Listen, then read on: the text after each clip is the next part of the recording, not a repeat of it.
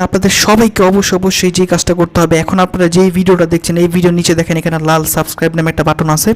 এই বাটনটা তো অবশ্যই এটা ক্লিক করতে হবে, তারপরে এই ঘন্টা বাটনে ক্লিক করে দিতে হবে। তারপর দেখবেন এখানে অনেকগুলো অপশন আসবে, এখান থেকে অল সিলেক্ট করে দিতে হবে। এই কাজটা অবশ্যই করতে হবে। কাজটা যারা করবেন তারাই একবারে সরাসরি ওইসব কড়াকড়ি দেখতে পারবেন। তো বন্ধুরা চলুন শুরু করা যাক।